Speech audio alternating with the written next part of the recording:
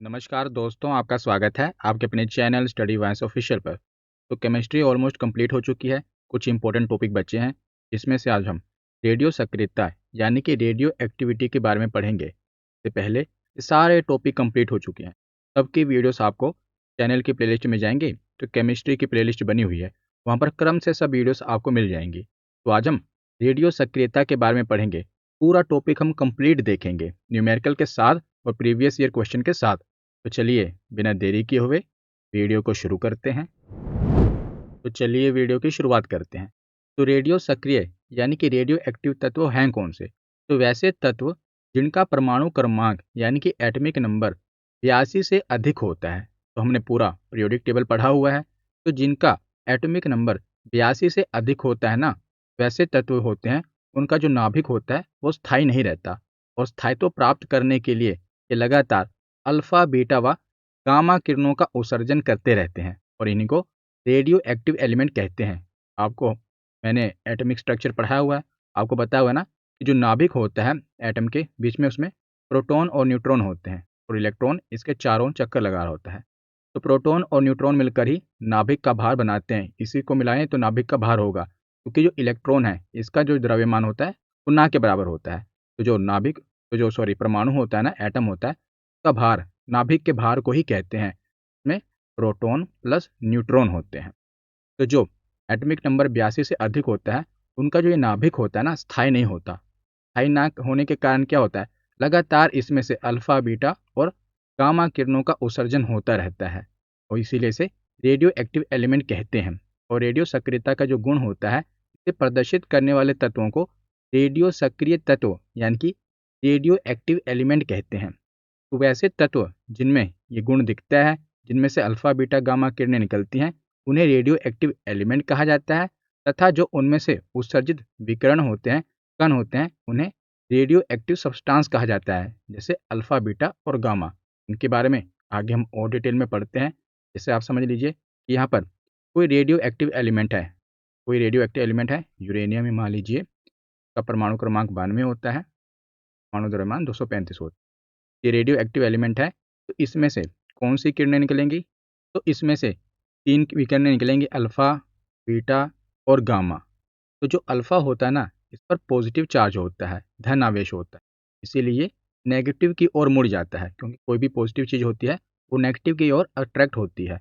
और जो बीटा होता है, इसके ऊपर नेगेटिव चार्ज होता है, इसीलिए ये पॉजिटिव की ओर अट्रैक्ट होता है। और जो गामा किरणें होती हैं, इस पर कोई चार्ज नहीं होता, न्यूट्रल होता है, ये कहीं मुड़ती नहीं, सीधी निकल जाती हैं। इस प्रकार ये रेडियो एक्टिव सब्सटेंस हैं। इनके बारे में आगे हम और डिटेल में पढ़ेंगे। ये डायग्राम हमने देख लिया, अब हम आगे चलते हैं। तो आगे हम देखते हैं कि रेडियो सक्रियता की खोज किसने की थी। तो फ्रांसीसी वैज्ञानिक हेनरी बैक्वेरेल ने 1896 ईस्वी में संयोगवश यूरेनियम एवं यूरेनियम लवणों में रेडियो सक्रियता की खोज की थी।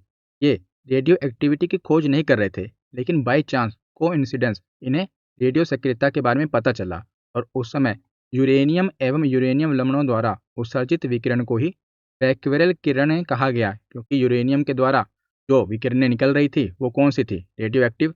तो इन्हीं को इनके नाम से उसको रख दिया गया बैक्वेरेल किरणें, क्योंकि इन्होंने उसका पता लगाया। क्या नाम है? Henry Becquerel.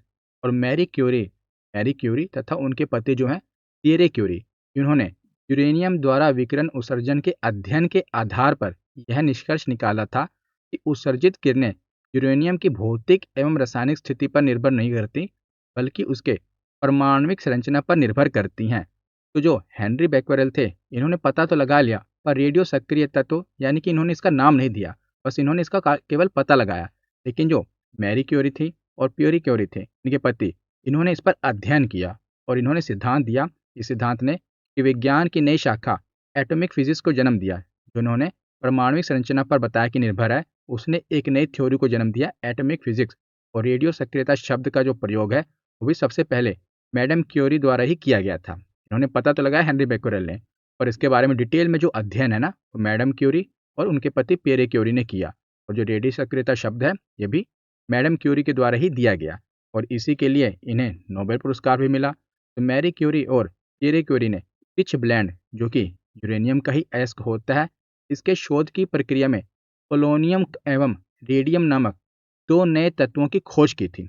जो कि आपको उसमें देखने को अपना पीरियोडिक टेबल में देखने को मिलते हैं। इस उपलब्धि के लिए इन्हें 1903 ईस्वी में भौतिकी का नोबेल पुरस्कार प्रदान किया गया था। किसे? मैरी क्यूरी और पियरे क्यूरी को नोबेल पुरस्कार मिला था 1903 ईस्वी में, क्योंकि ये अध्ययन कर रहे थे और शोध की प्रक्रिया में इन्हें पोलोनियम और रेडियम नामक दो नए तत्वों की खोज हुई थी। तो आगे हम देखते हैं कि कोई भी रेडियो एक्टिव तत्व है, एलिमेंट है, इसकी पहचान कैसे करेंगे। एक तो मैंने आपको बता दिया कि अगर उसका जो परमाणु संख्या है वो 82 से अधिक हो, 83 से लेकर कुछ भी आगे हो, तो वो रेडियो एक्टिव तत्व है। लेकिन उसका एक फॉर्मूला भी है कि न्यूट्रॉन अपॉन प्रोटॉन, अगर इसकी वैल्यू निकलेगी, अगर वो 1.5 से ज़्यादा है, यानी कि न्यूट्रॉन अब एन अपॉन पी निकालेंगे, इसकी जो वैल्यू आएगी ना, अगर वो 1.5 से ज़्यादा है तो वो तत्व रेडियो एक्टिव तत्व है, और अगर वैल्यू 1.5 से कम है, 1.5 से कम है, तो रेडियो एक्टिव तत्व नहीं है। 1.5 का मतलब क्या होता है? 1.5 का मतलब होता है 1.50, याद रखिएगा।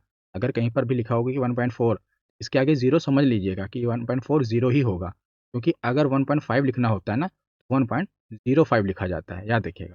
तो 1.5 लिखा होगा खाली, तो इसका मतलब होता है 1.50, उसके आगे जीरो लग जाती है, आप समझिएगा। तो अब देखिए निकाला कैसे जाता है। तो जैसे आपको क्वेश्चन दिया, क्वेश्चन से मैं आपको समझाता हूँ कि नाइट्रोजन नाइट्रोजन का जो एटॉमिक नंबर होता है 7 और एटॉमिक मास होता है 14।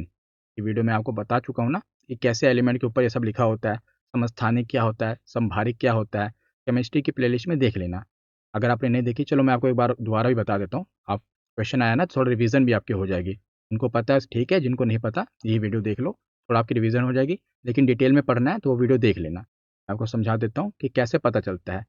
जैसे मान लीजिए कोई भी एलिमेंट है, हम मान लेते हैं ए लिख लेते हैं, ठीक है, ए, और नीचे लिख देते हैं इसका एटॉमिक नंबर। मान लीजिए एटॉमिक नंबर लिखते हैं 10, और इसका जो एटॉमिक मास लिख देते हैं हम 25। जो ऊपर की ओर डिजिट होता है ना, ये एलिमेंट है, कोई भी नाइट्रोजन, कार्बन, कुछ भी समझ लीजिए। जो उसके नीचे नंबर लिखा होता है, ये होती है उसका परमाणु संख्या। क्या होती है? परमाणु संख्या, जिसे हम कह देते हैं एटॉमिक नंबर, परमाणु क्रमांक भी कह देते हैं। और जो ऊपर वाला नंबर होता है, जैसे ये 25 है, इसे हम कहेंगे परमाणु द्रव्यमान, भार भी कह देते हैं। परमाणु द्रव्यमान या परमाणु भार, और इसमें से हम एटॉमिक मास कह देते हैं, एम। तो देखिए, भार ऊपर होता है और संख्या नीचे होती है। वैसे भी हम कहते हैं ना कि मेरे सर पर बहुत बोझ है, तो सर यानी ऊपर की ओर, बोझ ऊपर की ओर होता है। तो ऊपर जैसे ये नाइट्रोजन है, नाइट्रोजन का जो परमाणु भार होगा 14 होगा और परमाणु संख्या 7 होगी। नीचे की ओर संख्या होती है, ऊपर की ओर भार होता है। और हमें पता क्या करना है, हमें क्वेश्चन कैसे दिया जाएगा? हमें ऐसे क्वेश्चन दिया जाएगा कि जो नाइट्रोजन है उसका एटॉमिक नंबर 7 और इसका एटॉमिक मास 14 दिया होगा, और आपसे पूछ लिया जाएगा कि बताइए ये जो तत्व है रेडियो एक्टिव तत्व है या नहीं है।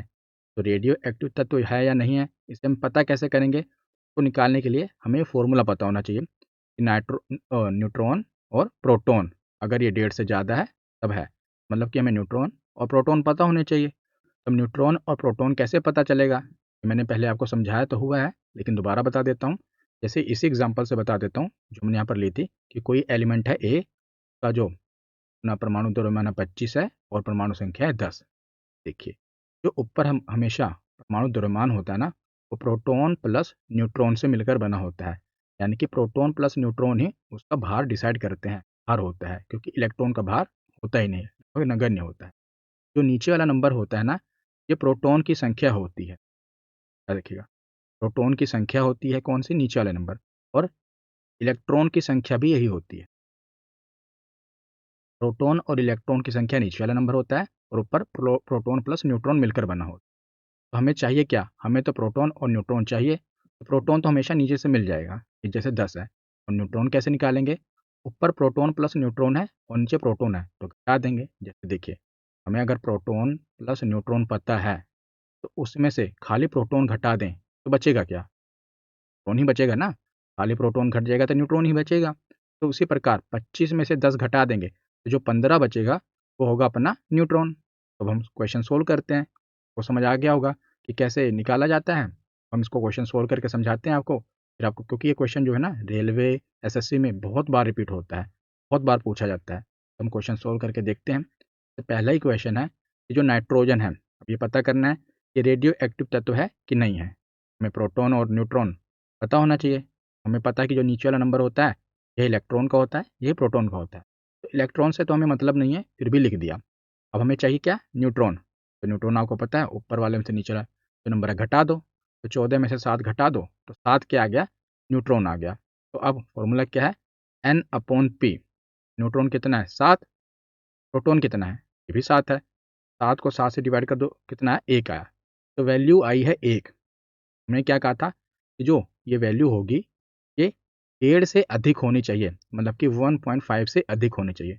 बताइए जो 1 है ये 1.5 से अधिक है, बड़ा है या छोटा है?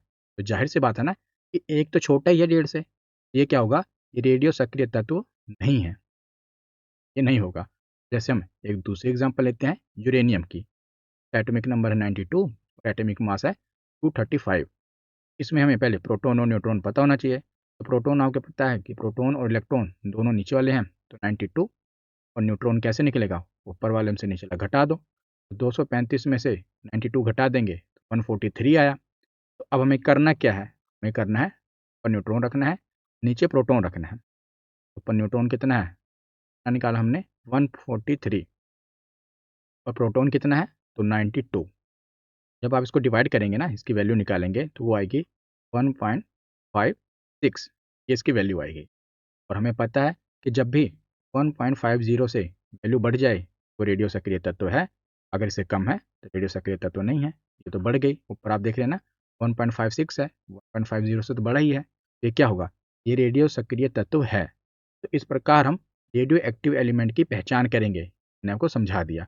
हम आगे चलते हैं और आगे देखते हैं। आगे हम देखते हैं कि जो रेडियो एक्टिव एलिमेंट हैं, मैंने बताया ना आपको कि कोई भी रेडियो एलिमेंट एक्टिव एलिमेंट है, इसमें से अल्फा बीटा और गामा किरणें निकल रही हैं, जिससे क्या होगा कि जो ये नाभिक है इसका क्षय होगा, डिके होगा, वो कम होगा। कोई भी चीज़ है, मान लीजिए आपके पास पैसे हैं, आपकी जेब भरी हुई है, उसमें से चिल्लर निकले जा रहे हैं, चिल्लर निकले जा रहे हैं, धीरे धीरे आपकी जेब खाली होगी कि नहीं खाली होगी। इसी प्रकार ये तत्व है, इसमें से जब किरणें निकलती रहेंगी तो इसका भी तो क्षय होगा, इसका भी डिके होगा, कम होगा।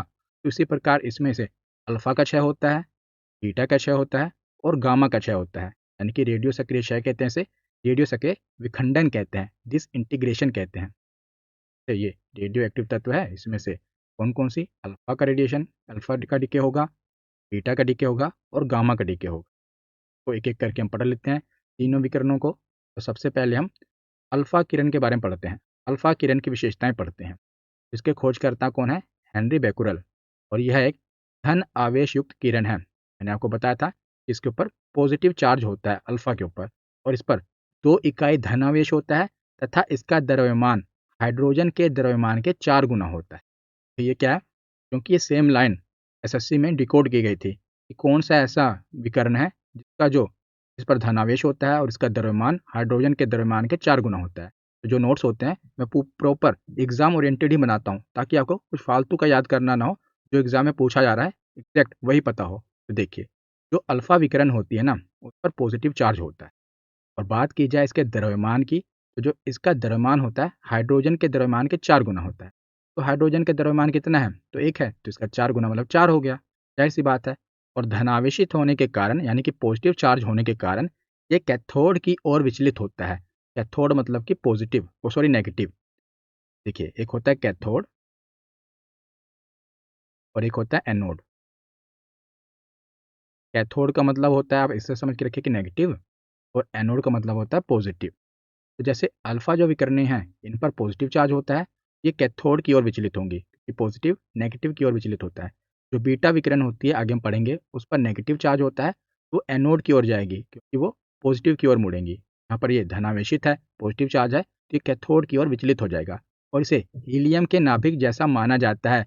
इसीलिए इन्हें दो, यानी कि हीलियम से व्यक्त किया जाता है।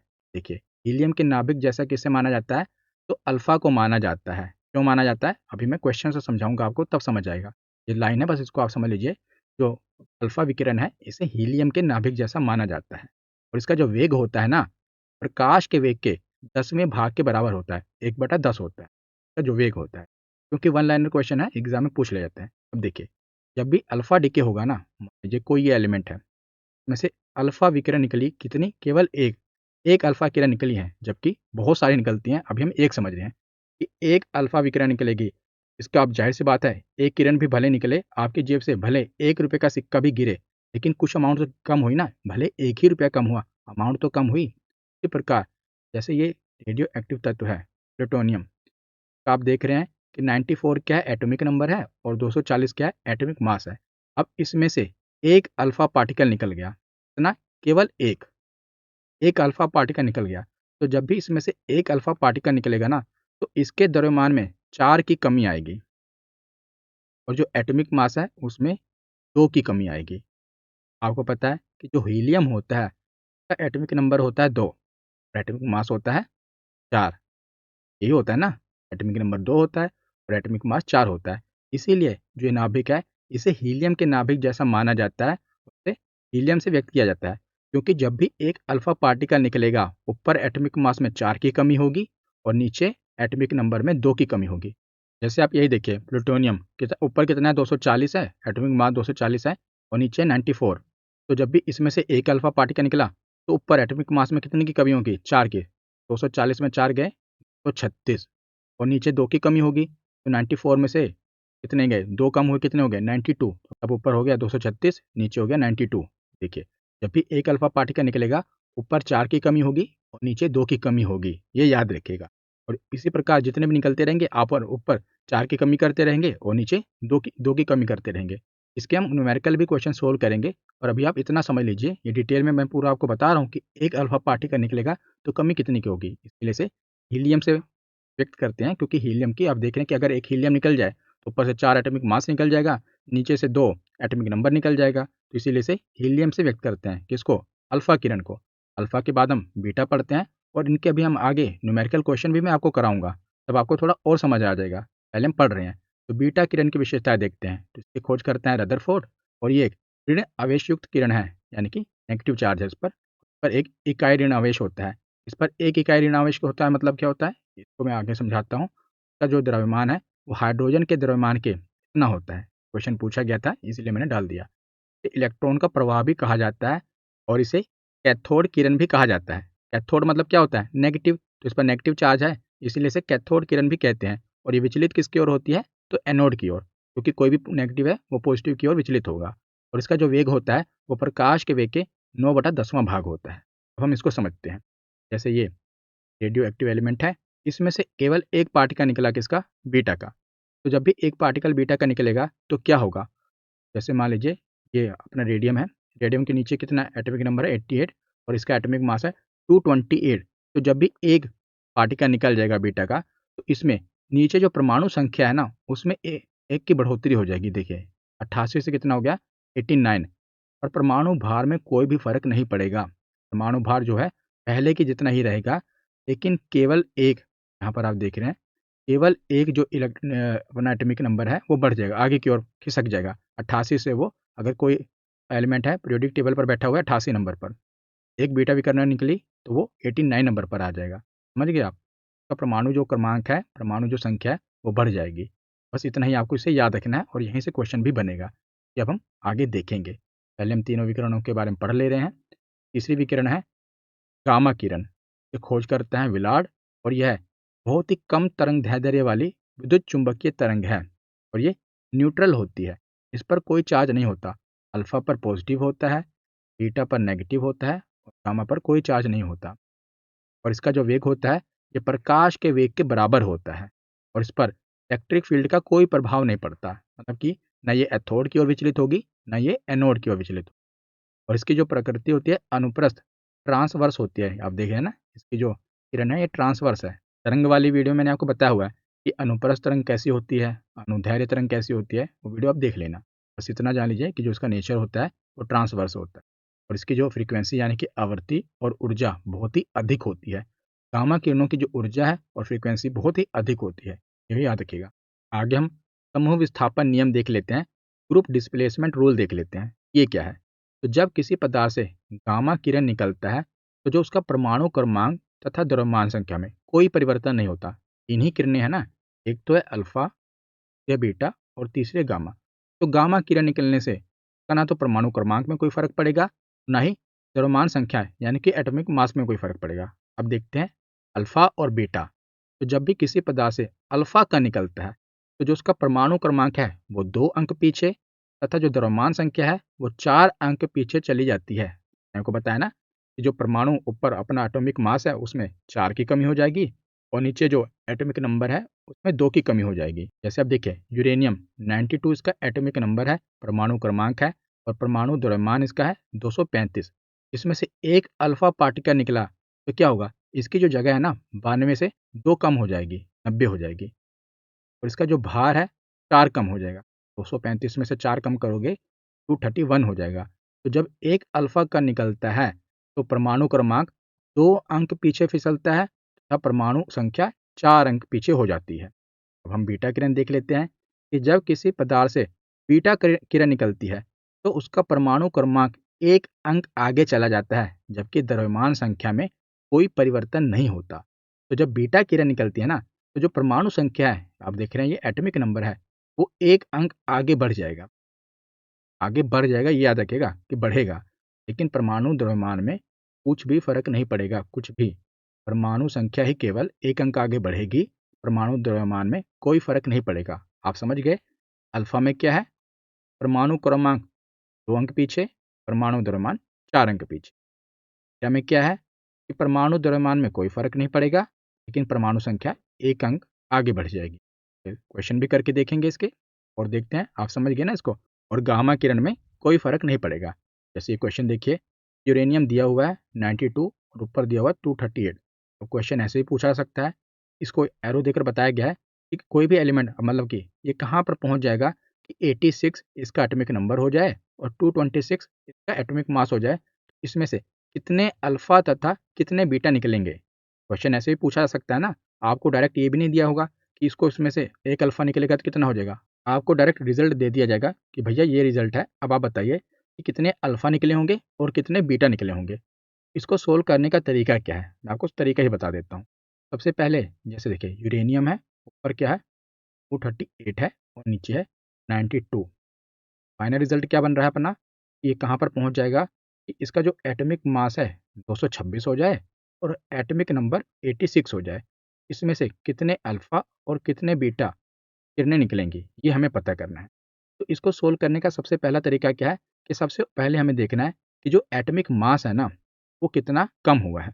और एटॉमिक मास आपको पता है केवल अल्फा किरणें निकलने से ही कम होता है, बीटा से कुछ भी फर्क नहीं पड़ता, केवल अल्फा से फर्क पड़ता है। तो सबसे पहले आप देखेंगे कि 238 पहले था और कमी अब कितना हो गया, 226 हो गया है। यानी कि कमी हुई है 12 की। 238 में से 226 कम करेंगे तो 12 आएगा। और आपको पता है कि एक अल्फा किरण निकलने से जो द्रव्यमान होता है उसमें 4 का फर्क आता है, तो 4 की कमी आती है। और यहाँ कमी कितने की हो रही है, 12 की। अब बताइए कितनी अल्फा किरणें निकली होंगी। आप सीधा 4 से डिवाइड कर दो, 3। यानी कि 3 अल्फा किरणें निकली होंगी। 3 अल्फा किरणें निकली होंगी ना, देखिए एक निकलने से 4, दूसरी अल्फा किरण निकली फिर 4, तीसरी अल्फा किरण निकली फिर 4 का फर्क हुआ। तो टोटल कितने का फर्क हो गया, 12 का। जितना भी होगा पहले आप घटा लो कि कितना एटॉमिक मास उसका कम हो रहा है, 4 से डिवाइड कर दो तो 3 का कम हो रहा है। तो इसका मतलब क्या है कि इसमें से 3 अल्फा किरणें निकली होंगी। अल्फा हमें पता चल गया कि 3 किरणें निकली होंगी। पर आप देखिए कि 92 8 है, अब हमें चाहिए कितना 86 226। तो इसमें से 3 अल्फा किरणें निकली होंगी। अब आप देखेंगे कि जो एटॉमिक मास है वो हो गया 226। अब आप उसके साथ जब 3 अल्फा किरणें निकलेंगी, ऊपर तो 4 कमी होगी और नीचे आपको पता है मतलब एक अल्फा किरण निकलने से 4 की कमी होती है, तो 3 निकली तो 12 की कमी हो गई। और नीचे 2 की कमी होती है, 3 अल्फा किरणें निकली हैं तो टोटल 6 की कमी होगी ना। एक अल्फा से नीचे 2 की कमी होती है एटॉमिक नंबर से, 3 अल्फा किरणें निकलेंगी तो 6 की कमी होगी। तो 92 में से 6 घटे 86 आ गया। तो हमें यही तो चाहिए था। तो अब हमें आगे इसमें से कितनी बीटा किरणें निकलेंगी, तो बीटा निकालने की ज़रूरत ही क्या है, जो हमें रिजल्ट मिल गया। अगर हम एक बीटा किरण निकालेंगे तो 86 से ये 87 हो जाएगा। हमें तो यही चाहिए, यानी कि बीटा किरण कोई भी नहीं निकली, केवल एक अल्फा किरण निकली है। आप समझ गए। एक और क्वेश्चन करते हैं और समझ में आ जाएगा। ये क्वेश्चन देखिए कि यूरेनियम है 92, ऊपर एटॉमिक मास है 238, हमें बताना है 87 नीचे होना चाहिए, ऊपर 222 होना चाहिए। तो कितने अल्फा और बीटा इसमें से निकलेंगे पार्टिकल्स, ये हमें बताना है। तो पहला स्टेप क्या है कि जो इसका एटॉमिक मास है घटा दो, 238 में से 222 कम करो 16 आएगा और इसको 4 से डिवाइड कर दो, क्योंकि एक अल्फा पार्टिकल से 4 एटॉमिक मास की कमी होती है। टोटल 4 अल्फा इसमें से निकल जाएंगे। ऊपर से अगर 4 निकल गए मतलब कि 16 निकल गए, तो नीचे से भी 4 दूनी 8 की कमी होगी ना, 92 से 8 की कमी होगी, 84 आ जाएगा। कैसे? एक अल्फा से ऊपर 4 की कमी होती है, नीचे 2 की कमी होती है, ठीक है। टोटल कितने निकले हैं? 4 अल्फा निकले हैं, मतलब कि एटॉमिक मास में 16 की कमी होगी और एटॉमिक नंबर में 8 की कमी होगी। और 16 की कमी हुई, ये 238 से 222 हो गया, नीचे 92 में से 8 की कमी होगी, ये 84 हो गया। तो अब हमें मिल गया 84 नीचे, 222 ऊपर, और हमें चाहिए क्या? हमें तो चाहिए 87। तो अब हमें पता है कि जो ऊपर है, ऊपर तो हमें वैल्यू मिल गई, अब नीचे निकालना है। और आपको पता है नीचे कोई भी फ़र्क हो बीटा से पड़ेगा, बाद में बीटा से डालेंगे। अल्फ़ा से भी फ़र्क पड़ता है, लेकिन बीटा ऊपर कोई फ़र्क नहीं डालता है, ये इसकी अच्छी बात है। जब जो 222 है ये नहीं फ़र्क पड़ेगा। अब नीचे क्या होगा कि हमें 3 बढ़ाना है, 84 से 87 पे जाना है। आपको पता है कि बीटा 1 आगे जाएगा तो 1 नंबर ही फ़र्क पड़ता है, 3 के लिए 3 फ़र्क पड़ेगा, यानी कि 3 बीटा इसमें से निकल जाएंगे। 84 से ये 87 हो जाएगा, 3 इसमें बढ़ जाएगा, 87 में से 84 घटाए 3।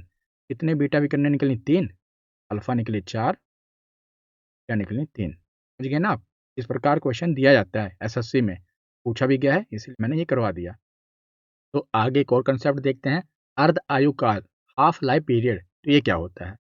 तो वह समय जिसमें किसी रेडियो सक्रिय तत्व में उपस्थित परमाणुओं की संख्या क्षयित होकर अपने प्रारंभिक संख्या से घटकर आधी रह जाती है। मतलब अगर वो 100 थी तो 100 से घटकर 50 हो गई, उसी तत्व का उसे अर्ध आयुकाल कहा जाता है।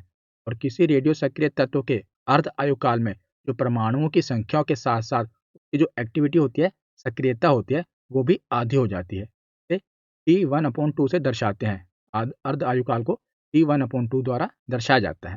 जैसे क्वेश्चन देखो कैसे आता है कि कितने अर्ध आयुकाल के बाद कोई रेडियो एक्टिव पदार्थ अपने प्रारंभिक मात्रा का 25% रह जाएगा, ये आपसे पूछा गया है। सबसे पहले आपको पता होना चाहिए कोई भी जो पदार्थ है, मान लो 100% है, तो उसे हर बार वो आधा ही होगा। एक बार एक अर्धायुकाल में वो आधा होगा। अर्धायुकाल को हम 1/2 से दर्शाएंगे, T1/2। उसके बाद वो 50 से 25% होगा दूसरे अर्धायुकाल में। समझ गए आप? एक बार में नहीं होगा, एक अर्धायुकाल में वो आधा होगा, फिर अगले अर्धायुकाल में वो आधा होगा। यहाँ पर पूछा गया है कि कितने अर्धायुकाल के बाद कोई भी रेडियो एक्टिव पदार्थ अपने प्रारंभिक मात्रा का 25% रह जाएगा। तो पहले अर्धायुकाल में क्या होगा कि वो 100 से 50% होगा, फिर 50 के बाद क्या होगा, 50 के बाद 25% होगा, उसका आधा दूसरे अर्धायुकाल में। तो कितने अर्धायुकाल लगे? तो 2 अर्ध आयुकाल लगे। 2 अर्ध आयुकाल में कोई भी जो रेडियो एक्टिव पदार्थ है 100% से 25% रह जाएगा। अगला एक और प्रश्न देखते हैं कि एक रेडियो एक्टिव पदार्थ का जो अर्धायुकाल है, यहाँ पर वर्ष दे दिए गए कि 1600 वर्ष है, मतलब कि जो T1/2 है उसकी वैल्यू दे दी गई। एक अर्धायु का काल का मतलब है 1600 वर्ष। जैसे यहाँ पर 2 अर्धायुकाल निकले थे ना, अगर इन्हें वर्षों में बताना होता तो 1600 होता, तो 3200 वर्ष। आप समझ गए? यहाँ पर हम अर्धायुकाल में बता रहे हैं, अगर वर्ष दिया होता तो उसको वर्ष में कन्वर्ट कर देते। तो किसी रेडियो एक्टिव पदार्थ का अर्धायुकाल 1600 वर्ष है, कितने वर्ष के पश्चात यह अपने प्रारंभिक मात्रा का 12.5% रह जाएगा? सबसे पहले 100 से वो 50 होगा एक अर्धायुकाल में, 50 से वो 25 होगा एक अर्धायुकाल में, 25 का आधा होता है 12.5, 25 के बाद वो 12.5% होगा तीसरे अर्धायुकाल में। तो अगर पूछा होता कि कितने अर्धायुकाल में, तो 3। लेकिन अगर वर्ष पूछ लिया जाए तो एक अर्धायुकाल 1600 वर्ष का है, 3 अर्धायुकाल कितने वर्ष के होंगे? 4800 वर्ष में, 4800 वर्ष इस प्रकार आप निकाल लेंगे। तो इस प्रकार क्वेश्चन पूछे जाते हैं। और क्वेश्चन देखते हैं कि एक पदार्थ का अर्धायुकाल 400 वर्ष है, कितने वर्ष पश्चात से अपने प्रारंभिक मात्रा का 1/8 हो जाएगा? देखिए यहाँ पर प्रतिशत में नहीं, मैं अपना भिन्न में दे दिया गया है। पहले 1 होता है, पहले 1 से आधा होगा, 1 से 1/2 होगा एक अर्धायुकाल में। फिर 1/2 से होता है 1/4, हम 25% कहते हैं दूसरे अर्धायुकाल में। फिर 1/4 से वो कितना हो जाएगा, 1/8 तीसरे अर्धायुकाल में। पूछा क्या क्या है, 1/8 तक आएगा ना, हाँ तो 1/8 तक। तो कितने अर्धायुकाल लगे, तो 1, 2 और 3, 3 अर्धायुकाल में 1/8 हो जाएगा। एक अर्धायुकाल है 400 वर्ष, 3 अर्धायुकाल होंगे कितने, 400, 403 मल्टीप्लाई करेंगे तो 1200 वर्ष, 1200 इसका आंसर आ जाएगा। एक और क्वेश्चन देखिए कि रेडियम का अर्धायु 1600 वर्ष है, कितने वर्ष के बाद वह अपने प्रारंभिक मात्रा का मात्र 12.5% रह जाएगा? यही पर पूछा गया है कितना 12.5%। पहले कोई चीज़ है वो 100% होगी, 100 से वो कितना होगा 50%। एक अर्धायु काल लग गया। 50 के बाद वो कितना होगा 25%। 50 का आधा 25 होता है, फिर अर्धायु काल लग गया। 25 के बाद कितना होगा 12.5%। तीसरा अर्धायु काल लग गया। तो कितने अर्धायु काल हो गए, 1, 2 और 3। 3 अर्धायु काल लग गए और एक अर्धायु काल 1600 वर्ष का है। 3 अर्धायु काल कितने हो जाएंगे, 1600 को 3 से मल्टीप्लाई कर दो, 16 तिया 48, 4800 साल लग जाएंगे तो 12.5% पर आने पर। ये अर्धायु काल वाला कंसेप्ट भी मैंने आपको समझा दिया। मैंने जो भी रेडियो सक्रिय तत्व से क्वेश्चन पूछे जाते हैं ना, सारे न्यूमेरिकल भी आपको करा दिए और आपको पूरी थ्योरी भी पढ़ा दी। के साथ आप ये भी याद रखिएगा कि जो आयनन विभव होता है ये सब पूछा जाता है।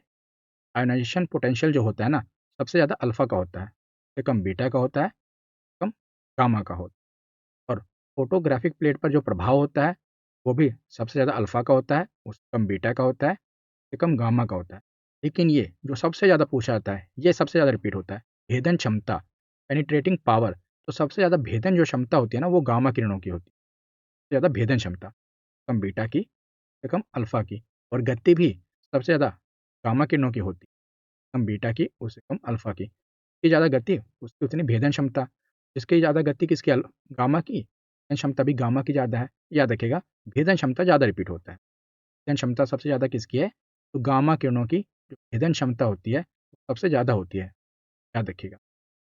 और लास्ट में हम एक ही बार में तीनों में जो अंतर है वो देख लेते हैं कि जो अल्फा किरण, बीटा किरण और गामा किरण में एक जो अंतर है एक ही साथ देख लेते हैं। तो जो अल्फा किरणें होती हैं ये धन आवेशित होती हैं, पॉजिटिव चार्ज होता है। और इसमें जो वस्तुतः हीलियम नाभिक होते हैं, आपको पता ही है ना कि 2 और 4 क्या है, समझा ही दिया मैंने। प्रत्येक अल्फा कण 2 प्रोटॉन अथवा 2 न्यूट्रॉन उपस्थित होते हैं। जो बीटा किरणें होती हैं, बीटा किरणें उच्च ऊर्जा वाले इलेक्ट्रॉनों का समूह है और ये ऋण आवेशित होती हैं, नेगेटिव चार्ज होता है, परंतु जो इनका द्रव्यमान होता है नगण्य होता है। ये मास पर कोई प्रभाव भी नहीं डालती, केवल परमाणु संख्या पर ही प्रभाव डालती हैं। और जो गामा किरणें होती हैं, गामा किरणें उच्च आवर्ती युक्त विद्युत चुंबकीय विकिरणें होती हैं, यानी कि हाई फ्रीक्वेंसी इलेक्ट्रोमैग्नेटिक रेडिएशन होती हैं, जिनका जो द्रव्यमान होता है वो शून्य होता है। और विद्युत चुंबकीय क्षेत्र में जो प्रवाह होने पर जो अल्फा किरणें हैं ये ऋणात्मक ध्रुव की ओर मुड़ जाती हैं। पॉजिटिव चार्ज है तो नेगेटिव की ओर ही मुड़ेंगी। और विद्युत चुंबकीय क्षेत्र से प्रवाहित होने पर जो ये किरणें हैं ये धनात्मक ध्रुव की ओर मुड़ जाती हैं। चार्ज है तो पॉजिटिव की ओर मुड़ जाती हैं। जो गामा किरणें हैं ये उदासीन होती हैं, यानी कि न्यूट्रल होती हैं। इसलिए विद्युत चुंबकीय क्षेत्र में प्रवाहित होने पर इनके मार्ग में विचलन नहीं होता, ये सीधे निकल जाती हैं। और जो अल्फा किरणें होती हैं इनका वेग प्रकाश के वेग का लगभग 1/10वां भाग होता है। बीटा किरणों का जो वेग होता है प्रकाश के वेग के लगभग 9/10वां भाग होता है। गामा किरणें प्रकाश के वेग के गति के बराबर होती हैं। जो गति है सबसे ज़्यादा गामा किरणों की होती है, ये प्रकाश के वेग के बराबर है। बाकी तो आप देख रहे हैं ये 1/10वां भाग है, ये 9/10वां भाग है। और जो अल्फा किरणों का द्रव्यमान होता है ये अधिक होता है, ये इनकी गतिज ऊर्जा अधिक होती है, परंतु इनकी जो भेदन क्षमता होती है ना, पेनिट्रेटिंग पावर होती है वो कम होती है। बीटा किरणों का द्रव्यमान कम होता है और इसकी जो गतिज ऊर्जा है वो भी कम होती है, परंतु किरणों की तुलना में इनकी भेदन क्षमता लगभग 100 गुना अधिक होती है। जो ये किरणें होती हैं गामा किरणें, ये अत्यधिक ऊर्जा से युक्त होती हैं। इनकी भेदन क्षमता अल्फा, बीटा सबकी तुलना में सबसे अधिक होती है। ये पूछा जाता है कि किसकी भेदन क्षमता सबसे अधिक होती है, तो गामा किरणों की। तो यहाँ पर हमारा थ्योरी सेक्शन कंप्लीट होता है। अब हम प्रीवियस ईयर क्वेश्चन देखते हैं। तो सबसे पहला प्रश्न है कि रेडियो धर्मिता की खोज किसने की थी। तो रेडियो धर्मिता की खोज की थी हेनरी बैक्यूरेल ने। तो ऑप्शन बी इसका सही जवाब है। अगला प्रश्न है कि रेडियो सक्रियता किसका गुण है। तो रेडियो सक्रियता इलेक्ट्रॉन का गुण है, प्रोटॉन का गुण है, न्यूट्रॉन का गुण है या नाभिक का गुण है। ये नाभिक का गुण है, क्योंकि यही स्थायी नहीं होते तभी ये गुण आता है। ऑप्शन डी इसका सही जवाब है। अगला प्रश्न है कि किसी परमाणु के स्थायी नाभिक में प्रोटॉनों की संख्या होती है न्यूट्रॉन की संख्या के बराबर, न्यूट्रॉन की संख्या से अधिक, न्यूट्रॉन की संख्या से कम या इनमें से कोई नहीं।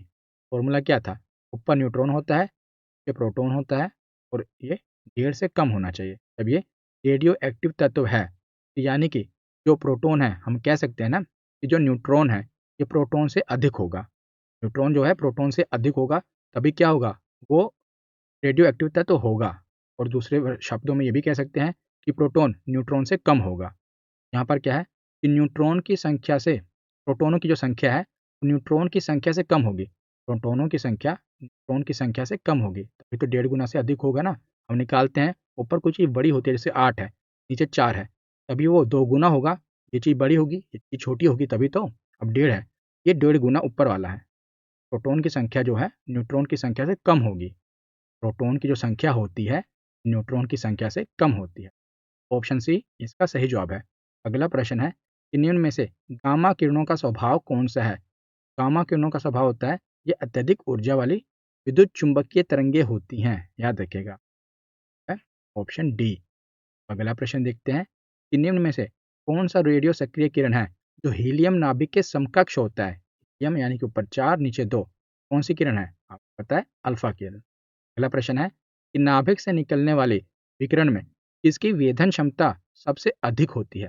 तो सबसे ज़्यादा पेनिट्रेटिंग पावर किसकी होती है, वेधन क्षमता सबसे अधिक किसकी होती है, सबसे अधिक गामा किरण की होती है। तो ऑप्शन सी इसका सही जवाब है। अगला प्रश्न है कि जब एक नाभिक एक बीटा कण उत्सर्जित करता है तो इसकी परमाणु संख्या और द्रव्यमान संख्या में क्या फर्क पड़ता है। एक बीटा कण निकल रहा है तो आपको पता है कि जब एक बीटा कण निकलेगा तो ऊपर जो परमाणु द्रव्यमान है उसमें तो कोई फर्क नहीं पड़ेगा, कोई वृद्धि भी नहीं होगी ना कमी होगी, लेकिन जो परमाणु संख्या है उसमें एक की वृद्धि होगी। अब देखिए कौन सा सही होगा। ऑप्शन ए है कि परमाणु संख्या 2 से बढ़ जाएगी, गलत। ठीक है, परमाणु संख्या 1 से बढ़ जाएगी, हाँ ये सही है। और द्रव्यमान संख्या में भी वृद्धि समान रहती है, तो ये भी सही है। जो द्रव्यमान संख्या है उसकी वृद्धि समान रहेगी, ना कमी होगी ना बढ़ोतरी होगी। ऑप्शन बी इसका सही जवाब है। अगला प्रश्न है कि एक अल्फा कण के उत्सर्जन से परमाणु क्रमांक तथा परमाणु द्रव्यमान में क्या परिवर्तन होगा। तो एक अल्फा कण निकलने से क्या होगा, परमाणु द्रव्यमान है उसमें 4 की कमी और परमाणु संख्या में 2 की कमी। तो परमाणु क्रमांक में 1 की वृद्धि नहीं कमी होती है, परमाणु क्रमांक में 1 की कमी नहीं 2 की कमी होती है, परमाणु क्रमांक में 2 की कमी हाँ 2 की कमी तो होती है, और परमाणु द्रव्यमान में 4 की वृद्धि नहीं, ऊपर भी 4 की ही कमी होगी, दोनों और कमी ही होती है। ऑप्शन डी क्या है, परमाणु क्रमांक में 2 की कमी और परमाणु द्रव्यमान में 4 की कमी। हाँ, परमाणु द्रव्यमान में 4 की कमी और संख्या में 2 की कमी। ऑप्शन डी इसका सही जवाब है। अगला प्रश्न देखते हैं। क्वेश्चन दिया हुआ है कि सोडियम का परमाणु संख्या 11 है और परमाणु भार 12 दिया हुआ है।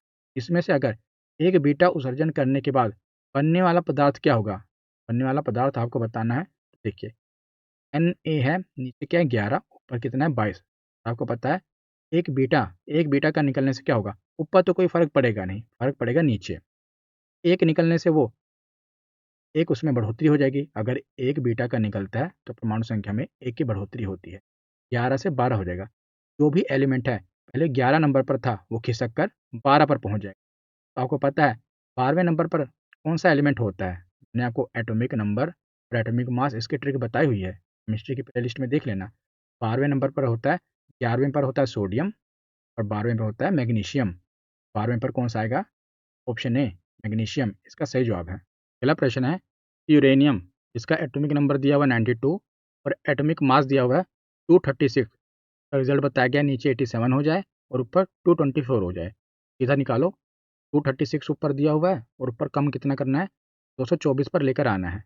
तो 236 में से 224 कम करो, हो जाएगा 12, 12 की कमी होगी।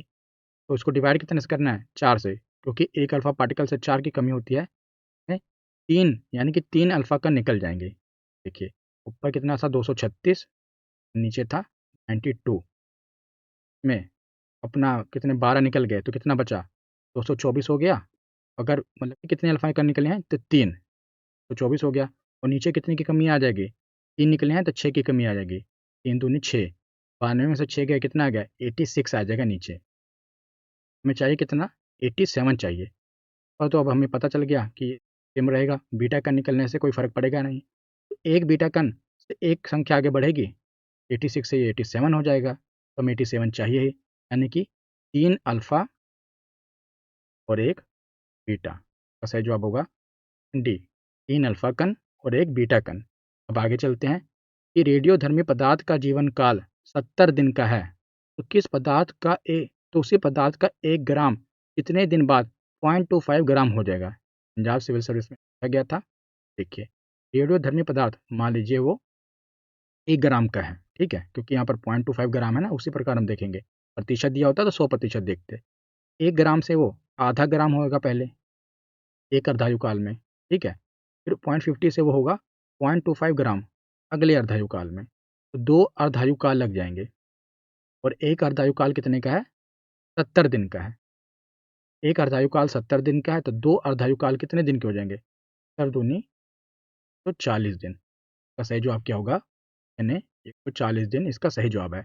अगला प्रश्न है कि यदि किसी रेडियोधर्मी पदार्थ का अर्धायु जीवन काल 1 दिन हो और तो 4 दिन के पश्चात उसकी प्रारंभिक मात्रा का कितना भाग शेष रह जाएगा? कितने दिन पश्चात? 4 दिन पश्चात और प्रतिशत में दिया हुआ है।